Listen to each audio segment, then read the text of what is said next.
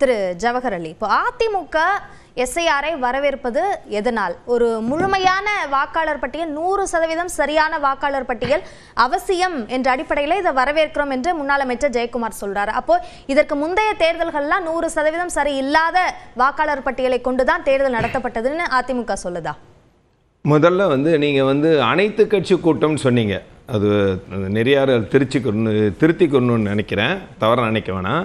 இது அனைத்து கட்சிகள் கூட்டம் இல்லை, திமுக கூட்டணிக்காக ஒரு கட்சிகளை ஒன்றிணைக்கக்கூடிய கூட்டமாக தான் பார்க்கணும், தவிர இது அனைத்து கட்சி கூட்டம் இல்லை. இது ஒரு கபட நாடகம். திமுக கூட்டணியில இருக்காங்களா தேமுதிக?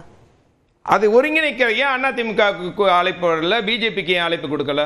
ஏன் அதிமுக தமிழகத்தினுடைய 75 எம்எல்ஏக்களை கொண்ட ஒரு மாபெரும் இயக்கம், பல முறை வெற்றி பெற்று ஆட்சி அமைத்த ஒரு கட்சி, தமிழ்நாட்டை வளர்ச்சி பாதைக்கு கொண்டு போன ஒரு இயக்கம், இந்த இயக்கத்துக்கு எதுக்கு அழைப்பு கொடுக்கல? அப்ப எப்படி அது அனைத்து கட்சி கூட்டமா இருக்கும்? இல்ல, அந்த கூட்டத்திற்கு முன்பாகவே இத முழுமையாக வரவேற்கிறோம் என்ற கருத்து அதிமுக வெளிப்படுத்தி, எதிர்க்கிறோம் கூப்பிட்டு உட்கார வச்சு நீங்க ஏன்பா எதிர்க்கிறேன்னு கேட்டிருக்கணுமா, கேட்டிருக்கூடாதா? அதுதானே அனைத்து கட்சி கூட்டம்னா. நீங்க எதுங்க எதிர்க்கிறீங்க? உங்களுடைய எதிர்க்கிறதுக்கான காரணத்தை சொல்லுங்கன்னு சொல்லி இருக்கணுமால. கூப்பிடவே இல்லாட்டினா அது எப்படி அனைத்து கட்சி கூட்டமா இருக்கும்? ஒரு தமிழகத்தினுடைய பிரதான எதிர்கட்சி அழைக்காம அனைத்து கட்சி கூட்டம் சொல்றதே தப்பு. திமுக அவங்களுக்கு சாதகமான கட்சிகளை அழைச்சு, இன்னும் சில கட்சிகள் வர்றதுக்காக இவர்கள் ஏற்பாடு செஞ்சு, அந்த கட்சிகள் எல்லாம் இந்த கட்சி தமிழகத்தில் நடக்கக்கூடிய சட்ட ஒழுங்கு பிரச்சனை பேசக்கூடாது, ஊழலை பத்தி பேசக்கூடாது, குடும்ப அரசியலை பத்தி பேசக்கூடாது, கிட்னி திருட்டை பத்தி பேசக்கூடாது, எதை பத்தியும் பேசக்கூடாது, அவங்களுக்கு வாய் அடைக்கணும். அதற்காக இந்த இருக்கக்கூடிய பிரச்சனைகளை திசை திருப்பணும். இந்த திசை திருப்பதற்காக ஒரு கூட்டத்தை நடத்தி இன்றைக்கு நாங்க எதிர்க்கிறோம் அப்படின்னு சொல்றதுதான் இது ஒரு கபட நாடகம். முன்னாடி எல்லாம் நீங்க இதே திமுக சார் பிளீஸ் சாரை கொண்டு வாங்க சார் சொன்னது திமுக. 2016 சார் பிளீஸ் சாரை கொண்டு வாங்க சார் அப்படின்னு சொல்லி 2016 சொன்னாங்க, ஆர்கே நகர் தேர்தலையும் சொன்னாங்க, அதற்கு 2017 சொன்னாங்க. ஆனா இப்ப மட்டும் எதிர்க்க வேண்டிய அவசியம் அவங்களுக்கு என்னடா?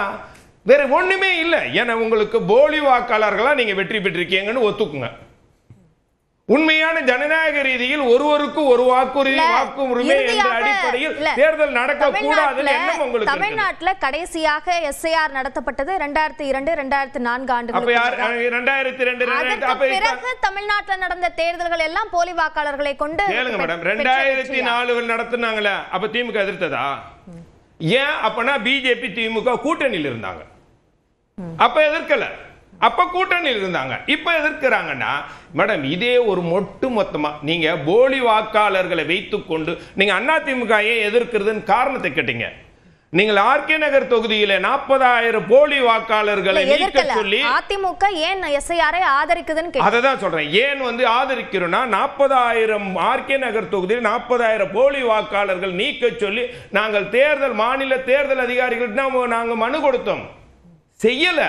அதுக்கப்புறம் உயர்நீதிமன்றத்தில் வழக்கு போட்டு உயர்நீதிமன்றம் சொன்னதற்கு பிறகு அது நீக்கப்பட்டது. அதே போன்றுதான் பெரம்பூர் தொகுதியிலே 21,000 வாக்காளர்களை இவர்கள் சேர்த்து அந்த வழக்கு நீதிமன்றத்தில் இன்னும் நிலுவையில் இருக்கு. ஈரோட்டில் 40,000 வாக்காளர்கள் இவர்கள் சேர்த்தார்கள். அதே போன்று பல தொகுதிகள் இப்படி இது ஒரு சாம்பிள்ஸ். நீங்க தி நகர்ல 136 ஓட்டுகள் வித்தியாசத்தில் எங்களுடைய வேட்பாளர் இவர் தி நகர் சத்யா தோக்குறார். அங்கிருந்து 13,000 அதிமுக ஓட்டுகளை முழுமையா எடுத்தாங்க. அதிமுக வாக்குகள் என்று எப்படி முடிவுக்கு வந்து எங்களுக்கு தெரியும் மேடம். நீங்க முகவர்களுக்கு என்னன்னா ஒவ்வொரு கட்சிகளுக்கும் ஒரு முகவர்கள் இருப்பாங்க, திமுகவுக்கு ஒரு முகவர்கள் இருப்பாங்க, அவர்களுக்கு நல்லாவே தெரியும். இப்ப இவங்க பயப்பட வேண்டிய காரணம், உங்களுக்கு பயம்லாம் ஒண்ணும் இல்லை. பயக்கிறது என்னன்னா போலி வாக்காளர்கள் இவர்கள் ஏற்கனவே பெரிய அளவில் சேர்த்து வச்சுட்டாங்க. இத இந்த முறை போலி வாக்காளர்களுக்கு வாய்ப்பு கொடுத்தா அவர்கள் திமுகவில் பல தொகுதிகளில் டெபாசிட் வாங்க முடியாதுங்கிறதுனால்தான் இந்த 49 இந்த கூட்டணி கட்சிகள் என்ற பெயரில் அவங்க வச்சிருக்கக்கூடிய அந்த இதை அப்படியே கூப்பிட்டு வச்சு பேசியிருக்காங்க. நம்ம நண்பர் சொல்றாரு, அதனால் முஸ்லிம்கள் ஓட்டு இதாயிடும், சிறுபான்மை மக்களை ஓட்டுகள் எடுத்துருவாங்க. இப்படியே பூச்சாண்டி காட்டுறதே இவர்களுக்கு வேலை. நான் கேட்கிறேன், இருங்க மேடம், முஸ்லிம்கள் ஓட்டுகள் எடுத்தா எனக்கு தயவு செஞ்சு ரொம்ப முக்கியமான சென்சிட்டிவான மேட்டர். சொல்லுங்க. முஸ்லிம்கள் ஓட்டுகள் எடுத்துட்டு சும்மா விட்டுருவாங்களா? எதுக்கு எடுத்தாலும் முஸ்லிம்கள் ஓட்டுகள் எடுத்துருவாங்க, தலித் ஓட்டுகள் எடுத்துருவாங்க, முஸ்லிம்கள் இல்லைன்னு சொல்லி உங்களை என்பிஆர் என்ஆர்சி கொண்டு வருவாங்க. இந்த மக்கள் இந்த இந்தியாவில் வாழக்கூடிய இஸ்லாமியர்கள் இந்த நாட்டின் மீது இந்த மக்கள் மீது அந்த அந்த அளவுக்கு பற்றுதல் கொண்டவர்கள் இவங்க. நீங்க இதுக்காண்டி நீங்க வேற நாட்டில இருந்து வந்து முஸ்லிம்கள் இங்க இருக்கிறவங்க ஓட்டு உரிமை கொடுன்னு யாரும் எந்த முஸ்லீமும் சொல்ல மாட்டான். ஒரு முஸ்லிமுக்கு பாதிப்பட்ட அவன் குரல் கொடுப்பான தவிர அந்த மக்களுக்கு நீங்கள் ஓட்டு கொடுங்கன்னு எந்த முஸ்லீமும் சொல்ல மாட்டான். ஆனா உங்க திசை திருப்பது என்னன்னா சிறுபான்மை மக்கள் ஓட்டுக்களை எடுத்துருவாங்க. எப்படி எடுக்க முடியும்? எங்களுக்குன்னா நாங்கன்னா வேற நாட்டில இருந்து வந்தவங்க, எங்களுக்கு அத்தாட்சி அதிகாரம் எங்களுக்கு இல்லையா? இதை திசை திருப்பணுங்கிறதுக்காடி இவர்கள் போடக்கூடிய இந்த நாடகத்தை எல்லாம் மக்கள் ஏத்துக்கிற மாட்டாங்க. நான் இன்னொன்று சொல்றேன், இங்க இந்த நடத்துறது யார் மேடம்? இங்க நடத்த போறது யாரு? தேர்தல் அதிகாரிகள் தானே. தமிழ்நாட்டு தேர்தல் அதிகாரிகள் மேல உங்களுக்கு நம்பிக்கை இல்லையா? நீங்க இந்த பொன்னாடி வழக்குல, விஜய் வழக்குல அந்த நீதிமன்றம் சொன்னதுக்கு அப்புறம் தமிழ்நாட்டு வழக்கு அதிகாரிகள் மீது உங்களுக்கு நம்பிக்கை இல்லையா? எங்க தமிழக அதிகாரிகளை எல்லாம் நீங்கள் கேவலப்படுத்தி விட்டீங்கன்னு சொன்னீங்களே. இதை நடத்த போறது தமிழ்நாட்டு அதிகாரிகள் தான் நடத்த போறாங்களா? அப்ப அந்த தமிழ்நாட்டு அதிகாரிகள் மீது உங்களுக்கு நம்பிக்கை இல்லை. நீங்கள் எப்படி எல்லாம் திசை திருப்பணுங்கிறதுக்காண்டி நீங்க கொண்டு போறீங்கன்னா இது வந்து முழுக்க முழுக்க நீங்க பல தொகுதிகளில் திமுக போலி வாக்காளர்களை அதிகமாக சேர்த்து வச்சிருக்காங்க. அதையெல்லாம் சரி செய்ய வேண்டிய கடமை ஜனநாயகத்தினுடைய முக்கிய பங்கு. கருணாநிதி ஏற்கனவே சொல்லி இருக்கிறார். இல்ல, இந்த இடத்துல எனக்கு ஒரு கேள்வி இருக்கு. நீங்க எஸ்ஐஆர் மூலமாக இந்த போலி வாக்காளர்களை எல்லாம் நீக்கி விடுவார்கள் என்ற நம்பிக்கையில இது அதிமுக வரவேற்குது அப்படின்னு சொல்றீங்க. 2004க்கு பிறகு இங்க எஸ்ஐஆரே நடத்தப்படல. அதற்கு பிறகு 2006ல திமுக ஜெயிக்கிறாங்க, 2011ல அதிமுக ஜெயிக்கிறாங்க, 2016ல அதிமுக ஜெயிக்கிறாங்க. அப்ப போலி வாக்காளர்கள் திமுகவுக்கு இருந்திருந்தாங்க அப்படின்னா அப்பவும் திமுக வென்றிருக்கலாமே, ஏன் வெல்லல? இப்பொழுது நீங்க வந்து பொதுவா வந்து இதுக்கு முன்னாடி 8 முறை மத்திய அரசாங்கத்தால் இது போன்ற வாக்காளர் ஸ்பெஷல் இது வந்து வாக்காளர் சரிபார்ப்பு நடந்திருக்குது. இது 9வது முறை. இவர்களுக்கு அந்த பேர் என்னமோ சார்னு வந்துருச்சு. சார்ண்டாலே திமுக ஒரு பயம் இல்ல. சார்ண்டாலே அது என்ன அண்ணா யூனிவர்சிட்டிக்கு பிறகு சார்னு பேரை கேட்டால பயம். வேற பேர் வச்சிருந்தாங்கன்னா கம்முன்னு இருப்பாங்க. மேடம் இது வந்து மத்திய ஏன்னா ஒரு மாநில அரசாங்கம் உங்களுக்கு அதிகாரிகள் நீங்க எத்தனையோ நீங்க நடத்துறீங்க, எவ்வளவோ நீங்கள் உங்கள் கட்டுப்பாட்டில் இருக்கக்கூடிய அதிகாரிகள் வைத்துக்கொண்டு எவ்வளவோ தில்லுமுள்ளுகள். நீங்க ஈரோட்டில் 40,000 வாக்காளர்களை சேர்த்து வச்சீங்க, அதிமுக வாக்காளர்கள் எடுத்தீங்க. அப்போ செய்தால் அது சரி.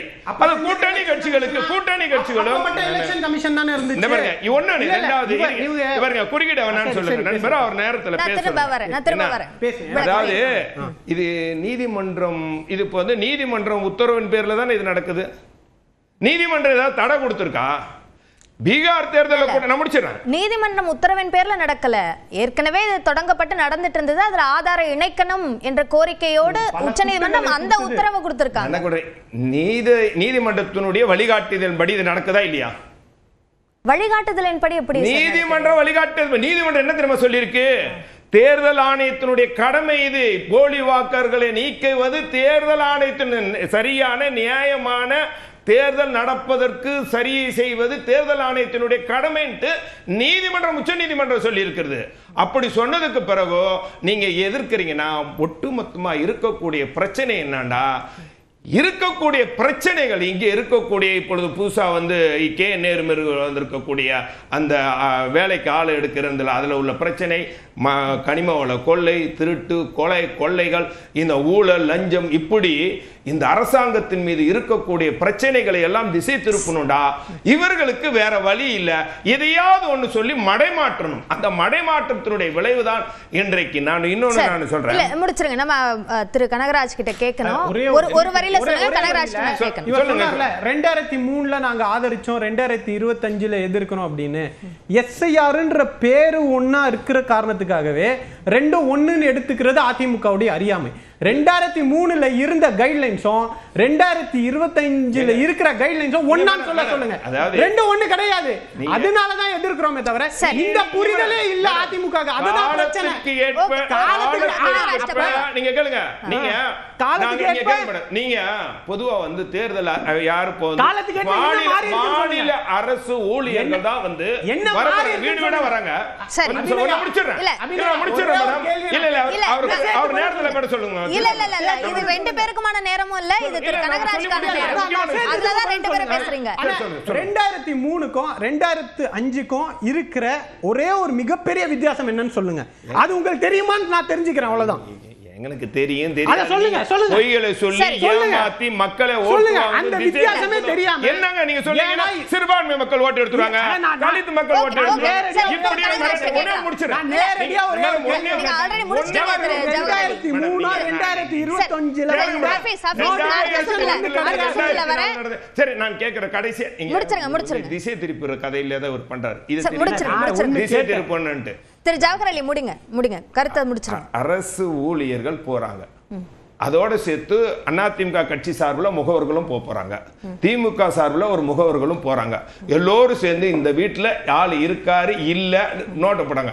இல்லைன்னு சொன்னா அவங்க பேரே எடுத்துட்டா கூட அதற்கு பிறகு பிப்ரவரி நீங்க உங்க பிரகாரம் லாஜிக்கு பிரகாரம் அவங்க பேரே எடுத்துட்டா கூட மீண்டும் உங்களை அத்தாட்சியை கொடுத்து பேரை சேர்க்கிறதுக்கு பிப்ரவரி 7ஆம் தேதி வரைக்கும் கடைசி வச்சிருக்காங்க. இரண்டாவது, நீங்க வட மாநில தொழிலாளர்கள் ஓட்டுரிமை பெற்றுவிடக் கூடாதுன்னு சொன்னீங்கன்னா உங்களுடைய அப்படிப்பட்ட எண்ணம் இருந்தா பகிரங்கமா சொல்லுங்க. சரி, திரு கனகராஜ், இந்த முன்னாடி அப்படிதான் இருந்துச்சு. அப்ப எப்படி போலி வாக்காளர்கள் ஒரு பதில் சொல்றாங்க, மழை வருது நீங்க தேர்தல் பிரச்சாரத்தையோ தேர்தல் வியூகத்தையோ தேர்தலுக்கான அந்த நடைமுறைகளை செய்யாம இருக்கிறீங்களா? எவ்வளவு வித்தைகளை காட்டுறீங்க.